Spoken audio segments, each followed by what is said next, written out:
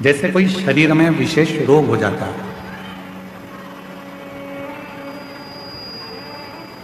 और शरीर में अगर कोई रोग हो गया तो सबसे पहले जरूरी है कि अपने गांव का प्राथमिक चिकित्सा केंद्र जो है, अपने गांव का जो प्राथमिक चिकित्सालय है, हॉस्पिटल है, उस हॉस्पिटल में जाकर अपने शरीर की जांच करें।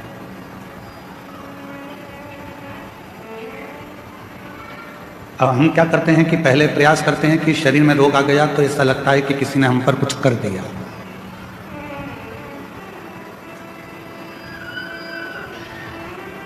थोड़ा सा शरीर में कष्ट आया तो हमको लगता है, आपको लगता है कि हमारे ऊपर किसी ने कोई विद्या कर दिया। पर शिवपुराण इसको नहीं मानता। शिवपुराण तो कहता है कि हमारे पूर्व जन्म का कोई कर्म ऐसा होता है जिस कर्म का भोग आप उस कर्म के भोग को भोगते हैं। उस कर्म के भोग को आप और हम भोगते हैं। रोग आने पर, कष्ट आने पर, शरीर में कोई बीमारी आने पर सबसे पहले अपने गांव में, अपने नगर में, अपने क्षेत्र में, अपने शहर में जो भी चिकित्सालय है, हॉस्पिटल है, डॉक्टर हैं, उनसे जांच जरूर करें। और उसके बाद जब हमारे शरीर का रोग ठीक ना हो तब किसी बड़े हॉस्पिटल में जाकर इस शरीर की जांच कराओ, दवाइयाँ लो, गोलियाँ लो, जांचें कराओ। साथ में ये सब कराते कराते फिर साथ भगवान शिव जी को फिर एक लोटा जल चढ़ाना प्रारंभ। क्यों? दवा के साथ में दुआ की बहुत जरूरत पड़ती है।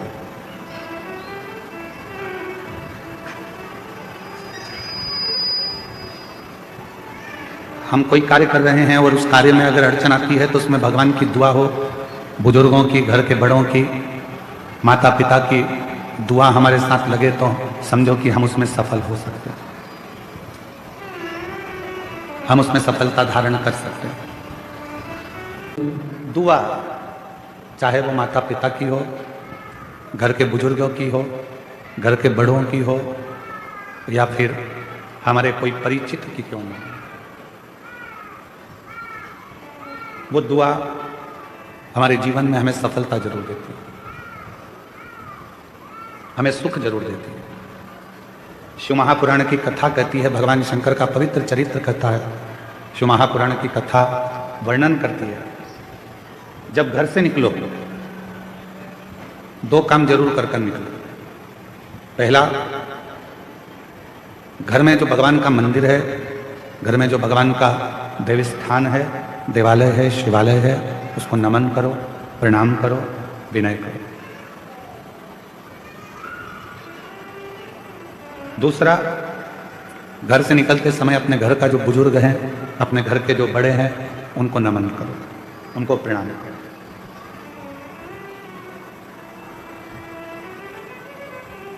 एक परमात्मा का साथ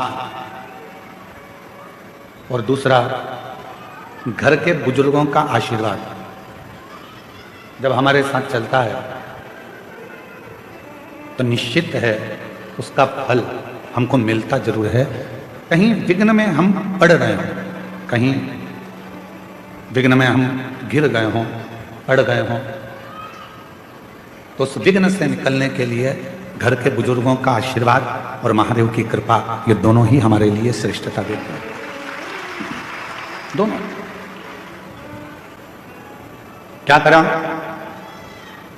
एक सुंदर फल कुबेर जी महाराज ने भगवान शिव जी को भेंट किया। बड़ा सुंदर फल था और वो फल कुबेर जी ने भगवान शंकर को भेंट करा तो मां पार्वती जी ने उस फल को देखा तो फल बड़ा सुंदर, बहुत सुंदर। इतने में थोड़ी देर बाद जब मां जगज्जननी अम्बा पार्वती जी के हाथ में वो फल आ गया, बड़ा सुंदर फल था जो कुबेर जी ने भगवान शिव जी को दिया था, और शिव जी के हाथ का फल मां जगज्जननी जगदम्बा मां पार्वती के हाथ में आ गया। अब कुछ देर बाद भगवान श्री गणेश जी आ गए, कार्तिक आ गए और उन्होंने उस फल को देखा।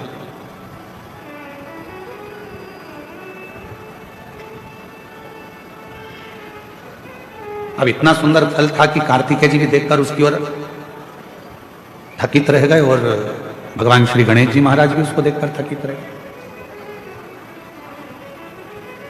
कभी कभी ऐसा होता है, मां को मायके से साड़ी मिलती है,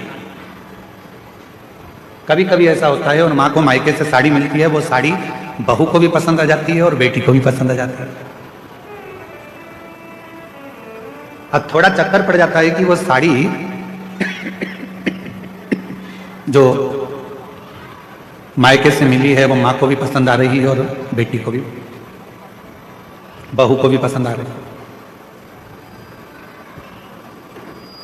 अब मां भी सोच रही है कि साड़ी को मैं पहन लूंगी, और बहू ने विचार करा यदि मम्मी मुझे ये साड़ी दे दें तो मुझे बहुत अच्छी लग रही है, पर मांगूंगी तो अच्छा नहीं लगेगा क्योंकि मम्मी को उनके भाई ने दी, मम्मी को उनके परिवार वालों ने दी।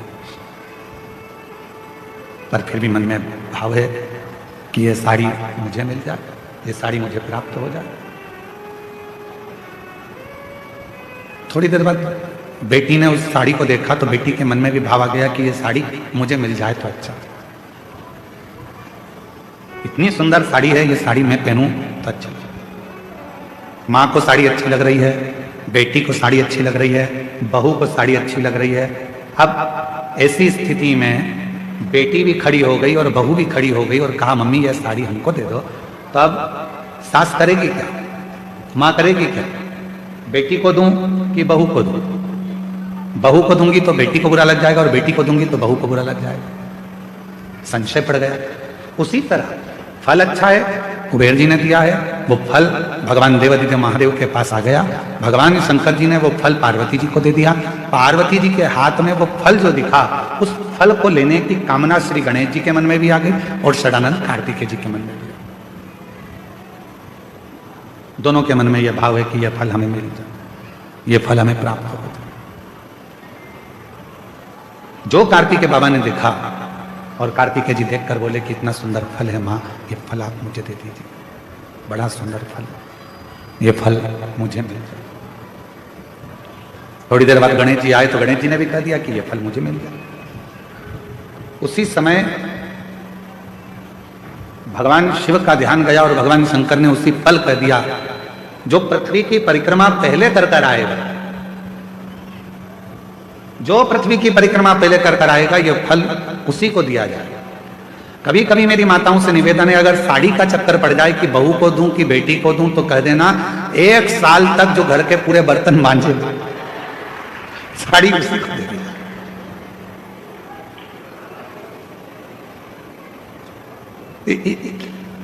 इतने में तो दोनों कह देंगे मम्मी तुम्हारी साड़ी तुम ही रख लो, हम उस साड़ी का क्या करेंगे?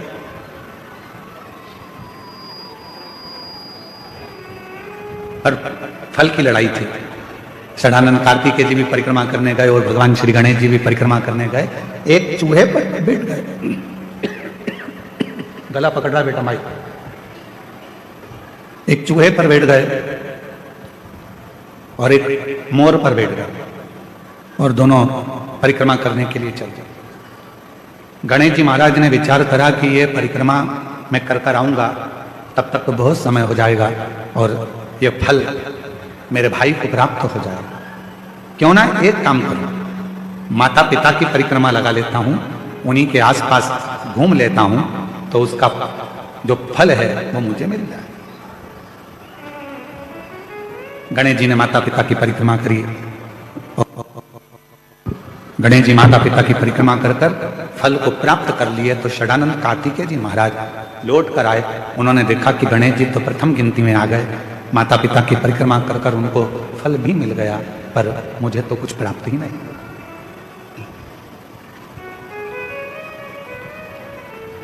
बात फल की नहीं है, बात है बुद्धि की, विद्वत्ता की, समझदारी। दुनिया का ऐसा कोई फल नहीं है जो आपको नहीं मिल सकता। दुनिया का ऐसा कोई काम नहीं है जो पूरा नहीं हो सकता।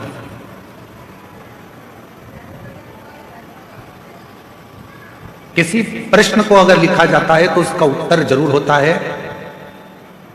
कितने भी बड़े ताले लग जाएं, कितनी बड़ी भी तिजोरी बन जाए, उसकी चाबी जरूर होती है, उसी तरह दुनिया में अगर कोई रोग है, कोई बीमारी है, कोई तकलीफ है, कोई कष्ट है, कोई बहुत विघ्न है, तो शिव महापुराण एक ऐसी चाबी है जिसमें उस पूरे विघ्न का, उस पूरी तकलीफ का, उस बीमारी का हल शंकर की पूजन से, शिव की आराधना से प्राप्त हो सकता है। शिव से प्राप्त हो सकता है, भगवान शंकर की आराधना से प्राप्त हो सकता है। क्या नहीं है शिव? हम सबको कहते हैं कि अगर दुनिया में अगर आपका कोई नहीं है, यदि आपको लगता है कि मैं तकलीफ में हूँ, मैं कष्ट में हूँ, मैं परेशानी में हूँ, मैं बहुत विघ्नों में पड़ा हुआ हूँ, मैं बहुत तकलीफ़ों में घिरा हुआ हूँ, बहुत परेशानी में घिरा हुआ हूँ, तो हम उनसे भी कहते हैं सारी समस्या का हल एक लोटा। आप भगवान शंकर के मंदिर जाइए, देवालय जाइए, शिवालय जाइए, शंकर की आराधना करने जाइए, शिव की स्तुति करने जाइए, भगवान शंकर के मंदिर में एक लोटा जल चढ़ाने जाइए।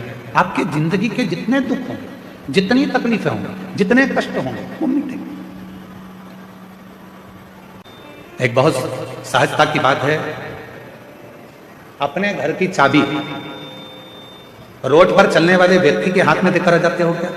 झमके बोलो जरा, अरे बोलो तो नहीं। एक पड़ोसी इधर रहता है, इसको कहते हैं पड़ोसी, इसको कहते हैं अड़ोसी, और पीछे वाले को कहते हैं धड़ोसी।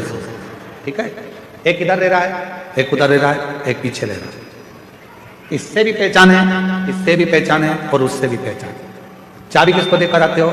जिस पर तुम्हारा पूरा भरोसा है, चाहे वो फिर 2 घर छोड़कर रहता हो, चाहे फिर वो 8 घर छोड़कर रहता हो, चाहे फिर वो पीछे रहता हो, या भरोसा नहीं है तो तुम अपना कोई रिश्तेदार भी है उसको भी चाबी नहीं देते। अगर भरोसा है तो वो चाबी आप अपने नौकर को भी दे देते हो। भरोसा है तो चाबी फिर किसी को भी देकर आओगे, तुम्हें विश्वास है कि मेरा घर ये संभाल लेगा, ये चाबी अगर मैं इसको देकर जाऊंगा ये देख लेगा। फिर वो नौकर क्यों? फिर तुमने भरोसा रिश्तेदार पर भी नहीं करा, पड़ोसी पर भी नहीं करा, अड़ोसी पर भी नहीं करा, गड़ोसी पर भी नहीं करा। वो चाबी आपने अपने नौकर को, एक सेवक को, एक चाकर को वो चाबी आपने दे दी, वो चाबी आपने प्रदान कर दी। अर्थात भरोसा था तो चाबी दिया। शिव महापुराण की कथा भी यही कहती है, कोई भी काम करो, तुम्हारा मन पड़ जाए उस काम में आगे बढ़ जाओ, पर इतना याद रखना अपने भरोसे की चाबी परमात्मा के हाथ में, शिव जी के हाथ में देकर फिर जाना। विश्वास रूप की चाबी, भरोसे की चाबी देवाधिदेव महादेव को समर्पित करना, भगवान शंकर को देना। शिव को जब भरोसे रूप की चाबी प्रदान कर दोगे, भगवान शंकर को जब ये हृदय की भरोसे की चाबी आप दे दोगे कि बाबा मेरा कोई नहीं, केवल है तो केवल तू है।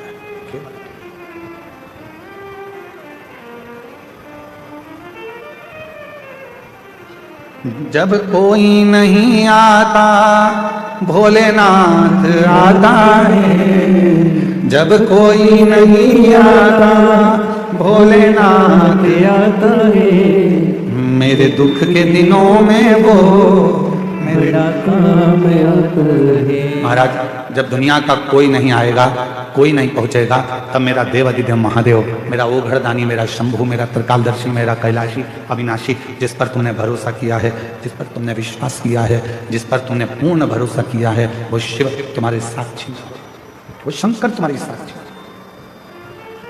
आया समय, एक बार ब्रह्मा जी के मन में संशय उत्पन्न हो गया। ब्रह्मा जी ने कहा ये सृष्टि की रचना मैं कर रहा हूं। भगवान विष्णु के मन में भी ये भाव आया कि ब्रह्मा जी ये सृष्टि की रचना आप नहीं कर रहे हो, ये सृष्टि की रचना करने वाला तो शिव है। ब्रह्मा जी ने कहा